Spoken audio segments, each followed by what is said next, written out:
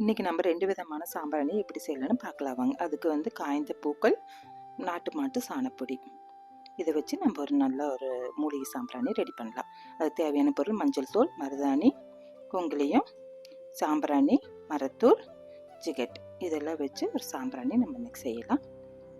First நம்ம வந்து ஒரு பாத்திரத்தில் நாட்டு மாட்டு சாணப்பொடி ஒரு 100 கிராம், மஞ்சத்தூள் ஒரு 2 சிட்டிகை எடுத்துக்கோங்க, மருதாணி பவுடர் ஒரு 2 ஸ்பூன், சாம்பிராணி ஒரு 4 ஸ்பூன்,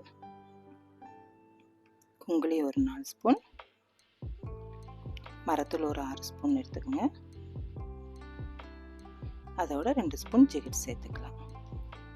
இதோட வந்து நம்ம கொஞ்சம் ரோஸ் வாட்டர் கலந்து நல்லா பிசைஞ்சு கொஞ்சம் கொஞ்சமாக தண்ணி விட்டு நல்ல ஒரு மாவு பதத்துக்கு வர அளவுக்கு பிசைஞ்சு எடுத்துக்கலாம். இதுக்கு நம்ம க்ளவுஸ் எல்லாம் எதுவும் போட தேவையில்லை, எல்லாமே ஹெர்பல்ங்காட்டி நம்மளுக்கு எந்த ஒரு பாதிப்பும் இருக்காது கைக்கு. நல்லா பிசைஞ்ச கலவையை எடுத்து சாம்பிராணி மோல்டில் வச்சு கொஞ்சம் கொஞ்சமாக நம்ம அழுத்தி ஒரு சாம்பிராணி பதம் வர அளவுக்கு நம்ம நல்லா அழுத்தி எடுத்துக்கணும். எடுத்த சாம்பிராணியை ஒரு 2 நாள் நல்லா வந்து வெயிலில் காய வச்சு நம்ம ஒரு நல்ல மணமான ஒரு சாம்பிராணி நம்ம ரெடி பண்ணியாச்சு.